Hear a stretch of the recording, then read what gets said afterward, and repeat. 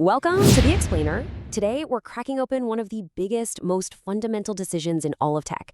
Should you get a laptop or a desktop? It seems like a simple enough question, right?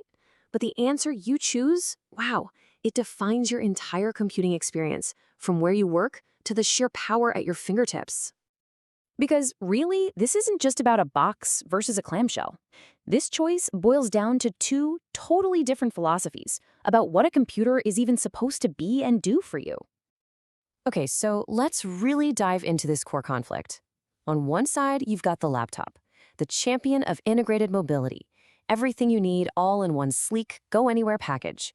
And on the other side, the desktop, the king of modular power, where all these individual parts come together for maximum performance. So, let's kick things off with a big one. Round one, the battle for pure, unadulterated performance. This is where the differences get really, really clear. It all comes down to two simple things: power and heat. A desktop's main processor, its CPU, can just gobble up 125 watts or more, and the graphics card can drink over 300 watts. With big fans and all the power from the wall at once, it can just run flat out.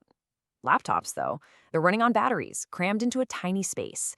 To keep from literally melting, they have to sip power and will actually slow themselves down on purpose. It's a process called throttling. And check this out. Look at how that power difference translates to graphics. A top-of-the-line mobile GPU, the kind you find in a really expensive gaming laptop, it typically only gives you about 60 to 70% of the performance of its desktop version. I mean, that's a massive gap.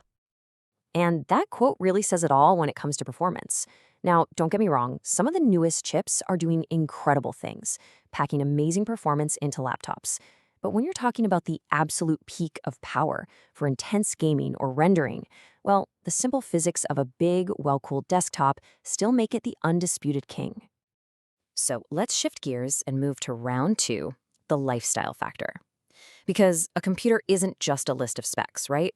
It's a physical thing that has to fit into your life and your actual space. And this is where the laptop is just the undisputed champion. No question. It's the freedom to work from your couch, a coffee shop, a classroom, wherever. You've got machines that weigh just a couple of pounds with batteries that can last a full workday. Laptops have totally changed where and how we get things done. But all that incredible flexibility can come with a hidden cost, a physical one that kind of creeps up on you after hours and hours spent hunched over a little screen. You see, with a proper desktop setup, you can put your monitor right at eye level and have your keyboard at a really comfortable height. But with a laptop, the screen and keyboard are literally fused together, which forces you into that classic laptop hunch.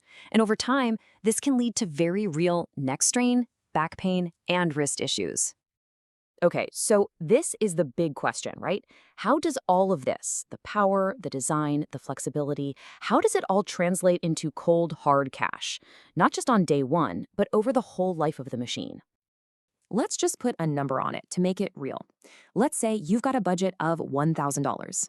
The kind of value you get from each of these machines becomes incredibly clear. For that same $1,000, the desktop is almost always going to get you a more powerful processor, a way better graphics card, and often you're looking at double the memory or RAM and storage space. You're basically paying a big premium for all the tiny engineering that makes the laptop portable. And here's the kicker. That value gap just gets wider and wider over time. A desktop's greatest superpower is that it's upgradable. A few years in, pop in some more memory. A couple years after that, you can slot in a brand new graphics card and give your system this massive performance boost, making it last for years and years. Now, a laptop, what you buy on day one, is pretty much what you're stuck with for its entire life.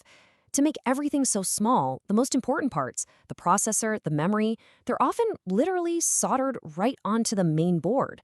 So when it starts to feel slow in a few years, your only real upgrade path is to, well, buy a whole new machine. So, after all that, who wins the fight? Well, the surprising answer is you. But only if you stop asking which one is better and you start asking which one is better for me.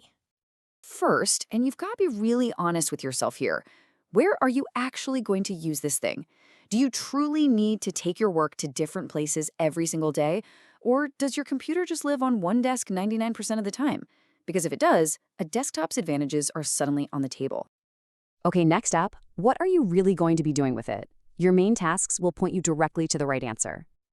And when you break it down by task, the answer gets pretty clear pretty fast. If your work depends on raw, sustained performance, we're talking high-end gaming or heavy video editing, a desktop just makes sense. But if your daily life demands portability, like a student running the classes or professional bouncing between meetings, the laptop is an absolute essential. And you've got to think about your long-term philosophy. Are you the kind of person who likes to tinker and make small improvements over time to get the most value? Or do you just prefer the simplicity of buying a new, self-contained device every few years? And finally, please don't forget about your body. If you spend all day, every day in front of a screen, the long-term health benefits of a proper, ergonomic desktop setup can be an absolute game changer for your well-being. So, in the end, there is no single best computer. There's only the one that's best for your life. By weighing the freedom of portability against the long-term benefits of power, comfort, and value, you're not just picking a piece of tech, you're choosing the tool that's going to shape how and where you bring your ideas to life.